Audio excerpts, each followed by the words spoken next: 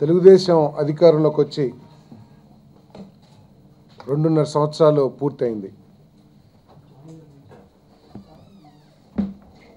వాళ్ళు ఏదైతే అధికారం కోసం ఎన్నికల్లో హామీలు ఇచ్చారో వాటిని అమలుపరచడంలో నిస్సందేహంగా ఘోరంగా వైఫల్యం చెందిన విషయాన్ని ప్రజలందరూ కూడా గమనించడం జరిగింది.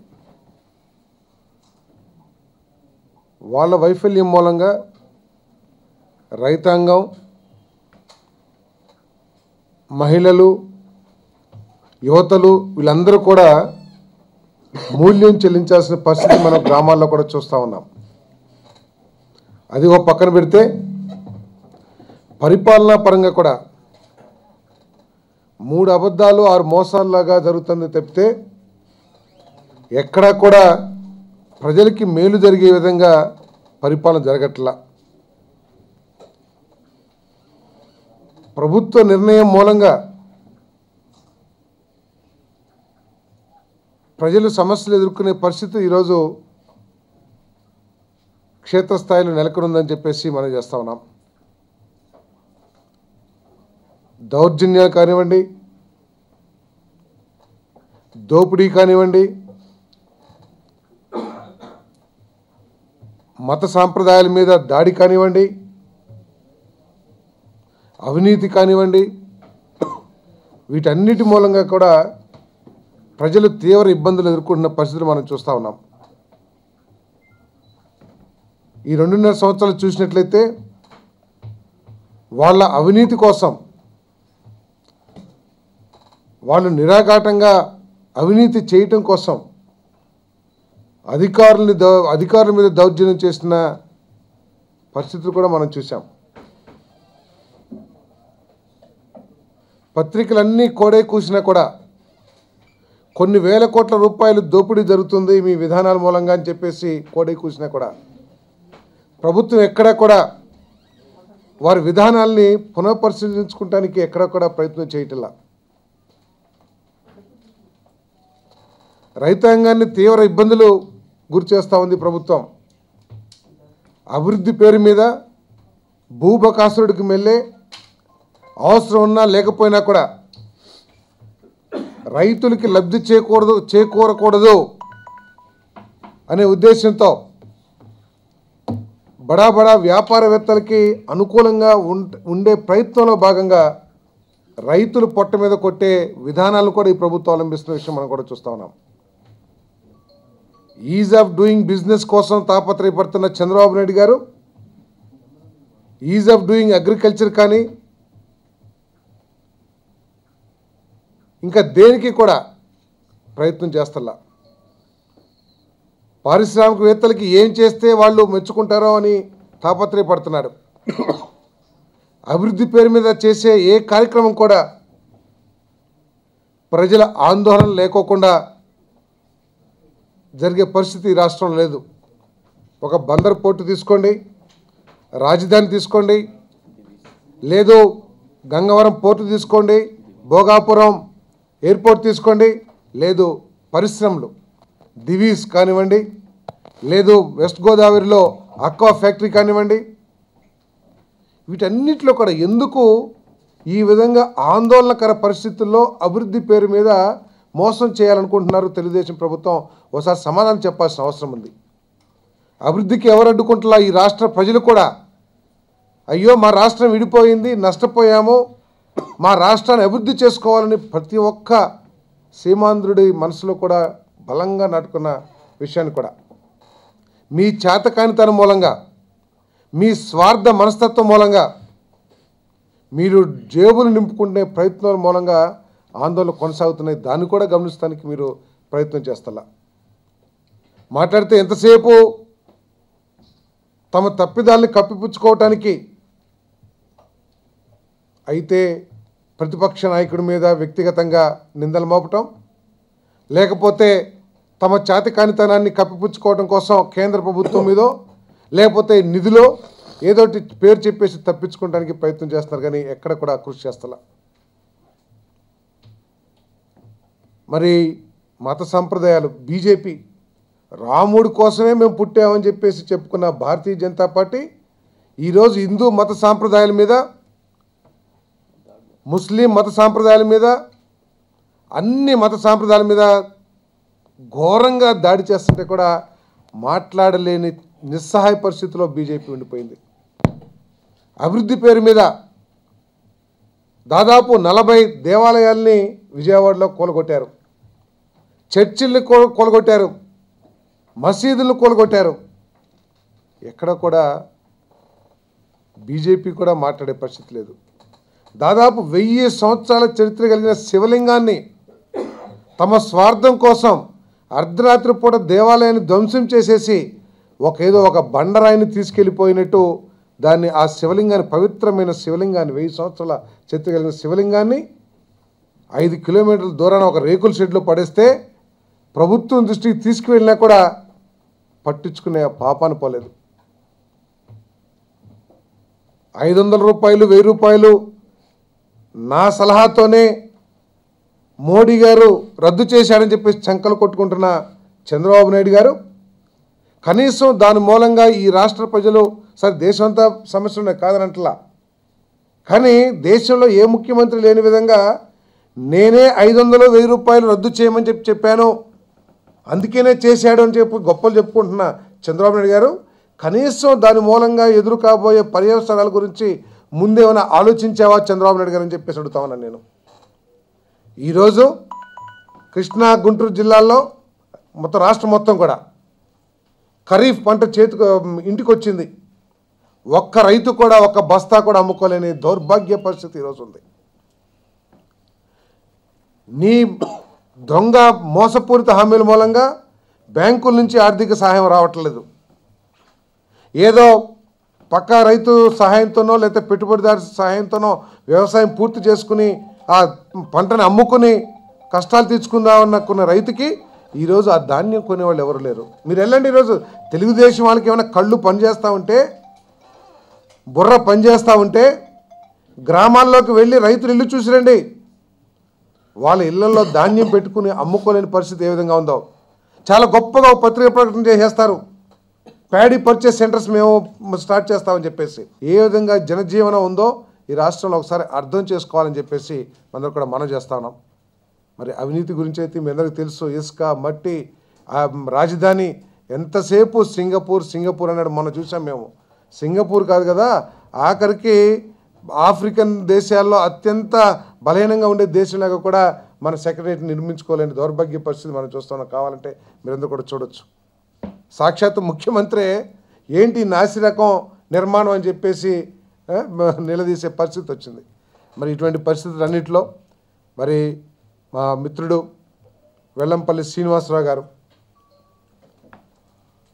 మాజీ శాసనసభ్యుడు, విజయవాడ వెస్ట్ నియోజకవర్గం నుంచి గత ఎన్నికల్లో భారతీయ జనతా పార్టీ అభ్యర్థిగా పోటీ చేసి స్వల్ప తేడాతో, కేవలం 1000 ఓట్లు, 1500 అనుకుంటాను ఓట్ల తేడాతో అపజయాన్ని చూశాడు. మరి అప్పటి నుంచి కూడా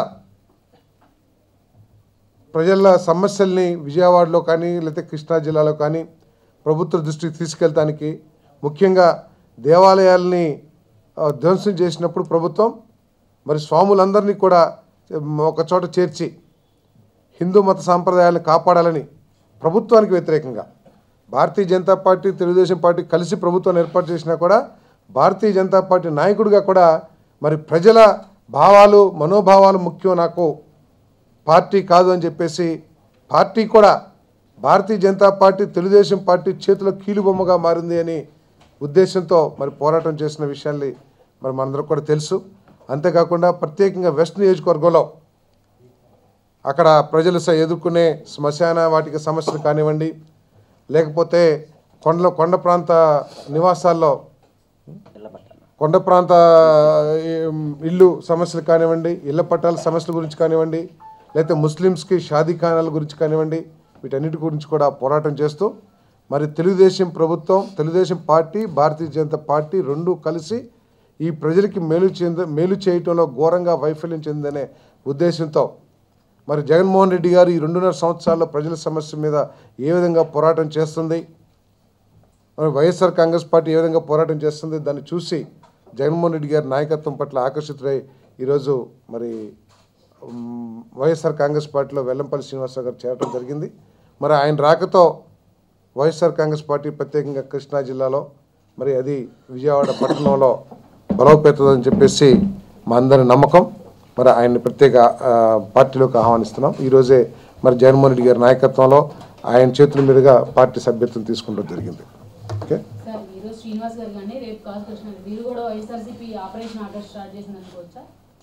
మేము ఆకర్ష చేయక్కర్లా, అక్కడ వికర్ష మొదలైంది.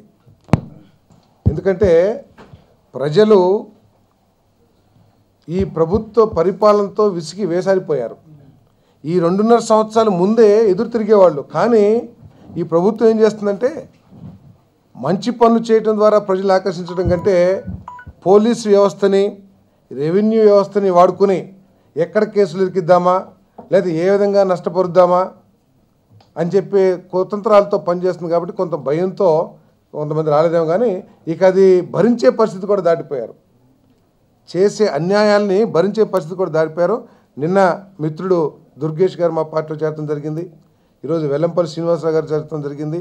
మరి రేపు మహేష్ రెడ్డి గారు కూడా చేరుతున్నారు గుంటూరు జిల్లాలో. ఇంకా రాబోయే రోజుల్లో తప్పుకోకుండా ఏది చంద్రబాబు నాయుడు గారు కొనుగోలు చేసినట్టు గెలిచిన వాళ్ళు కొనుగోలు చేసినట్టు కాదు, అక్కడ ప్రజల సమస్యలు దృష్టిలో పెట్టుకుని ప్రభుత్వ వైఫల్యాన్నితో విసిగి వేసారిపోయి మా పార్టీలో చేరుతారు. అందరికీ నమస్కారం అండి. ఈరోజు జగన్మోహన్ రెడ్డి గారి సమక్షంలో పెద్దలు పార్థసారథి గారు, మన పెద్దిరెడ్డి రామచంద్రారెడ్డి గారు, వారందరి గారి ఆధ్వర్యంలో వంగవీటి రాధా మా నగరాధ్యక్షుల వారి ఆధ్వర్యంలో ఈరోజు భారతీయ జనతా పార్టీకి రాజీనామా చేసి వైఎస్ఆర్ కాంగ్రెస్ పార్టీలో ఈరోజు చేరడం జరిగింది. ముఖ్యంగా పెద్దలు పార్థసారథి గారు ఇప్పుడు చెప్పడం జరిగింది. గత 2.5 ఏళ్ళ నుంచి కూడా నేను ఎలక్షన్స్లో పోటీ చేసినప్పుడు అటు నరేంద్ర మోడీ గారు, చంద్రబాబు నాయుడు గారు, పవన్ కళ్యాణ్ గారు ముగ్గురు కూడా రాష్ట్రానికి చక్కటి మేలు చేస్తారు, అభివృద్ధి చేస్తారని చెప్పని అనేక హామీలతో ఏదైతే ముఖ్యంగా రాష్ట్ర ప్రభుత్వం అయితే రైతులు రుణమాఫీ కావచ్చు, డోక్రా మహిళలు రుణమాఫీ కావచ్చు, ఈ యొక్క పోలవరం కావచ్చు, నిరుద్యోగులందరికీ కూడా ఉద్యోగాలు, ప్రతి ఇంటికి ఒక ఉద్యోగం అని చెప్పని యువతని మోసం చేసిన కార్యక్రమం కానీ, నిరుద్యోగ భృతి అని చెప్పని ఎవరికైతే ఉద్యోగం ఇవ్వలేకపోతాం వారందరికీ కూడా ప్రతి నెల నిరుద్యోగ భృతి పంపిస్తామని చెప్పాను. కానీ అదేవిధంగా నా నియోజకవర్గంలో అయితే ముఖ్యంగా నేను ఎమ్మెల్యేగా ఉన్నప్పుడు అనేక జీవోలు, అప్పుడు పార్థసారథి గారు మంత్రిగా ఉండేవారు, దాదాపు మా వెస్ట్ కాన్స్టిట్యున్సీలో నైజాం గేట్ దగ్గర ఉన్న ఈ యొక్క డ్రైనేజ్ సమస్యకి 21 కోట్లు కానీ, చాలా జీవోలు, స్టేడియం కావచ్చు, అనేక కాన్స్టిట్యున్సీలో జీవోలన్నీ కూడా ఆ రోజు పాస్ అయ్యి నిర్మాణ దశలో ఉన్నాయన్నీ కూడా ఈరోజు అడుగట్టిపోయి ఈ యొక్క తెలుగుదేశం ప్రభుత్వం వైఫల్యంతో ఏది కూడా నియోజకవర్గంలో అభివృద్ధి చెందక ప్రజలు ఇబ్బంది పడుతున్న సమయంలో ఏదైతే ఇందాక దేవస్థానాల గురించి చెప్పారో దానికి కూడా ఆ రోజు గౌరవ ముఖ్యమంత్రి గారు వీటన్నిటినీ పునర్నిర్మిస్తాను, వీటన్నిటికీ పూర్వవైభవం తీసుకొస్తాను, ఈ రోజు వరకు కూడా వాటిని కనీసం దాన్ని పట్టించుకున్న దాఖలు లేదు. దీని మీద నేను బీజేపీలో ఉండగా అనేక పోరాటాలు చేశాను, పార్టీ నుంచి కూడా పార్టీలో కూడా ఒత్తిడి తీసుకొచ్చాను. కానీ ఈ యొక్క భారతీయ జనతా పార్టీ ఆంధ్ర రాష్ట్రంలో పూర్తిగా వైఫల్యం చెందింది.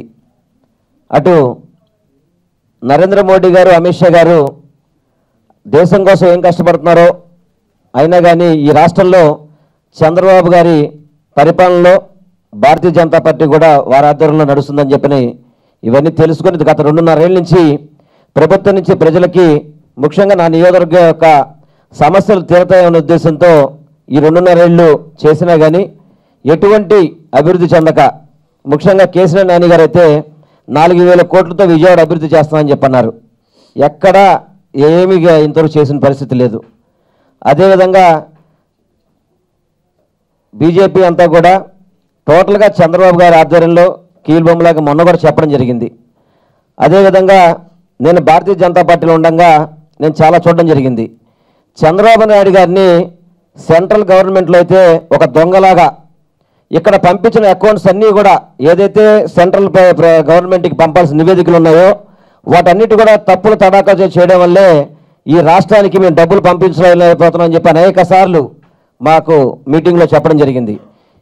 ఏదైతే మన లోటు బడ్జెట్ కావచ్చు, ఈ పోలవరం నిర్మాణంలో కావచ్చు, ఇవన్నీ కేంద్రం నుంచి రిలీజ్ చేయాల్సిన నిధులన్నీ కూడా ఇవన్నీ కూడా రెవెన్యూ లోటు కావచ్చు, ఇవన్నీ కూడా టోటల్గా చంద్రబాబు నాయుడు గారిని సెంట్రల్ గవర్నమెంట్ ఒక దొంగలాగా చూడడం పోవడం వల్లే మేము నిధులు ఇవ్వలేకపోతున్నాం అని చెప్పిన ఆ రోజు మేము భారతీయ జనతా పార్టీలో ఉండగా మా యొక్క రాష్ట్ర పార్టీ నుంచి ఇవన్నీ తెలియజేయడం జరిగింది. అనేక మార్లు చంద్రబాబు నాయుడు గారికి మంచి అంతా కూడా చంద్రబాబు గారని, చెడంతా కూడా మోడీ అని చెప్పి ఈ యొక్క భారతీయ జనతా పార్టీ భూస్థాపన చేపట్టే ఏదైతే జగన్మోహన్ రెడ్డి గారు ప్రజల కోసం గత 2.5 ఏళ్ళ నుంచి పోరాడుతున్నారో ఆ పోరాట పటిమను చూసుకొని ప్రజలకి దగ్గరగా ఉండే పార్టీ వైఎస్ఆర్ పార్టీ అని చెప్పిన ఉద్దేశంతో 2.5 సంవత్సరాలు ఇంకా ఉన్నా కానీ టైం ఉన్నా కానీ ప్రభుత్వం ఏమీ చేయట్లేదు ప్రజలకి. కనీసం ఈ యొక్క వైఎస్ఆర్ కాంగ్రెస్ పార్టీలో జగన్ గారి యొక్క ఆధ్వర్యంలో పనిచేస్తూ ప్రజలకి పోరాటాల ద్వారా సరే వాటి అన్నిటి కూడా వారికి ఒక దిక్సూచి చూపెట్టాలని చెప్పి ఉద్దేశంతో నేను ఈ యొక్క పార్టీలో చేరడం జరిగింది. తప్పకుండా జగన్మోహన్ రెడ్డి గారి ఆధ్వర్యంలో వారి నాయకత్వంలో ఈ యొక్క పశ్చిమ నియోజకవర్గం కావచ్చు, విజయవాడ కావచ్చు, క్యాపిటల్ కావచ్చు, ఏదైనా కృష్ణా జిల్లా తప్పకుండా ప్రజా సమస్యలపై పోరాడి ప్రజలకి చేరువుగా ఉండి వారికి అన్నిటి కూడా అండగా ఉంటామని చెప్పి తెలియపరుచుకుంటూ ముఖ్యంగా జగన్మోహన్ రెడ్డి గారికి నన్ను ఆహ్వానించి ఈరోజు పార్టీలో జాయిన్ చేసినందుకు వారికి నా ప్రత్యేక ధన్యవాదాలు తెలియపరుచుకుంటూ సెలవు తీసుకుంటాను. దీంట్లో నేనేమి అధికారంలో లేను, నాకేమీ పదవులు లేవు. దీని మీద ఎవరో ముఖ్యమంత్రి చెప్పడం కానీ ఏదైనా పైరవీలు చేసి డబ్బులు పెట్టుకోవడానికి నాకు ఎటువంటి పదవులు లేవు. వారి యొక్క పటిమ చూశాను, వారి యొక్క చూసి నా ఎదురు ఆకర్షితనే రావడం జరిగింది. దానికి పూర్తిగా ఇప్పుడు ఏదైతే చంద్రబాబు నాయుడు గారి లేఖతో నోట్ల రద్దు చేశారో అది మనందరం కూడా 8వ తారీఖు చూడడం జరిగింది. నా యొక్క లేఖతోనే ఈ యొక్క రద్దు చేశాను. ఎందుకంటే ఆ రోజు రాష్ట్రం విడిపోయినప్పుడు కూడా ఒక ఎటువంటి కండిషన్ లేకుండా విడిపోమని చెప్పిన వ్యక్తి చంద్రబాబు నాయుడు గారు. అదేవిధంగా ఈ నోట్ల రద్దు కూడా దానికోసమనే ఈరోజు ఏదో మంచి జరుగుద్దని చెప్పని మేము ఆలోచించడం జరిగింది. కానీ ఈరోజు మనం అన్నీ చూస్తున్నాం. దాదాపు కొన్ని 100 కోట్లు 2,000 రూపాయల ఖాతాలు బయటకు వస్తుంటే నల్లధనం అనేది ఎక్కడ ఆగుద్దో అనేది తెలియని పరిస్థితి. దానికి ఇంతకుముందు కూడా చెప్పాను, కన్వీనర్గా చంద్రబాబు నాయుడు గారు ఉన్నారు. వారు దీనికి కన్వీనర్ అని చెప్పి నేనే చెప్పుకుంటూ ఈ యొక్క నోట్ల రద్దు కానీ ఈ యొక్క ప్రజల కారణాలకు కూడా చంద్రబాబు నాయుడు గారు కారణం అవుతారు. ఏ 2 పార్టీలు? సెంట్రల్ గవర్నమెంట్లో చెప్తున్న నిధుల గురించి ఈయన చెప్పే తప్పుడు లెక్కలన్నీ కూడా సెంట్రల్ గవర్నమెంట్లో వాళ్ళు నమ్మే పరిస్థితులు లేదు. రాష్ట్ర పార్టీ మాత్రం చంద్రబాబు నాయుడు గారి చేతిలో కీలుబొమ్మగా ఉన్న సంగతి మాత్రం నేను ప్రత్యేకంగా మీకు తెలియపరుస్తున్నాను.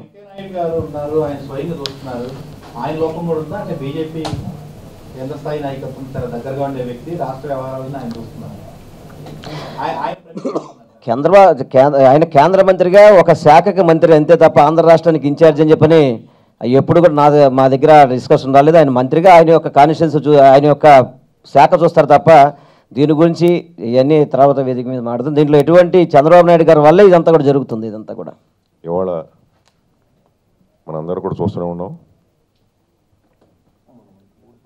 ఈ చంద్రబాబు నాయుడు గారు గవర్నమెంట్లో పేదవాళ్ళకి ఎక్కడ కూడా న్యాయం జరగనటువంటి విషయం మనందరం కూడా చూస్తూనే ఉన్నాం. ఏ ఒక్క మనిషి కూడా ఇదిగో మాకు ఇది వస్తుందని చెప్పేసి చెప్పే పరిస్థితిలో లేరు. ఎన్నో లోన్లు లాస్ట్ ఇయర్ ఇవ్వాల్సినవి కూడా ఈ సంవత్సరం ఇవ్వలేపారు. ఈ సంవత్సరం మళ్ళీ కొత్తగా వాళ్ళందరూ ఇంటర్వ్యూ పిలవడం జరుగుతుంది. నేను ఎందుకు చెప్తున్నానంటే ఇవాళ అనేక కారణాల వల్ల రాబోయే రోజుల్లో ఇంకా చాలామంది ఎమ్మెల్యేలు కూడా మన పార్టీలో వైఎస్ఆర్లో చేరేటువంటి అవకాశం ఉన్నది. నేను చెప్తున్నాను, ఎప్పటి నుంచో చెప్తున్నాను. అదేవిధంగా ఏంటంటే వచ్చే సంవత్సరంలో కూడా ఇంకా దగ్గరికి వచ్చిన కొద్దికి వాళ్ళందరూ కూడా ఏంటంటే సాటిస్ఫై అవ్వట్లేదు. వాళ్ళు సరే అవ్వకపోయినట్టు ఇప్పుడు మా స్నేహితుడు ఇప్పుడు వీరిని నేను ఇప్పుడు 3-4 సార్లు నేను కోరా మీరు పార్టీలో రమ్మని. మరి ఆ విధంగానే ఏంటంటే ఆయన కూడా ఇవాళ చెప్పడం జరిగింది ఆ విషయంలో. నేను ఎందుకు చెప్తున్నానంటే కొంతమంది బాధపడుతూ కూడా ఏంటంటే పార్టీలోనే ఉంటున్నారండి. వీళ్ళందరూ కూడా రాబోయే రోజుల్లో తప్పకుండా ఏంటంటే 1 సంవత్సరం టైంలోనే అందరూ కూడా చాలామంది ఎమ్మెల్యేలు ఎమ్మెల్సీలు కూడా మళ్ళీ ఈ పార్టీలకు వచ్చేస్తారు, అందులో అనుమానం లేదు. ఇవాళ ఏంటంటే అసెంబ్లీ సమావేశాలు అసలు లేవు. బడ్జెట్ సమావేశాలు అయిన తర్వాత అసెంబ్లీ సమావేశాలు అసలు జరగలేదు, 3 రోజులు జరిగినాయి. శీతాకాల సమావేశాలు ఎందుకని పెట్టరు? తెలంగాణలోనేమో వాళ్ళు 10 రోజులు పెడుతుంటేనేమో 10 రోజులు కాదు 20 రోజులు పెట్టాలని టీడీపీ వాళ్ళు అంటున్నారు. మరి ఆంధ్రాలో ఒకరోజు కూడా పెట్టరా? ఇది ఏంటండి ఇది? ఏదైనా అసెంబ్లీలో ఏదైనా రేజ్ చేయాలన్నా, ఏదైనా మేము చెప్పదలుచుకున్నా సరే, ఇప్పుడు దానికి ఏమంటే ఎక్కడ కూడా లేదు అవకాశం. ఇటువంటి పరిస్థితుల్లో ఇవాళ ఏంటంటే రాష్ట్ర ప్రభుత్వం ఉన్నది తప్పించుకోవాలని తిరుగుతున్నారు. ఇది చాలా ఘోరాది ఘోరం.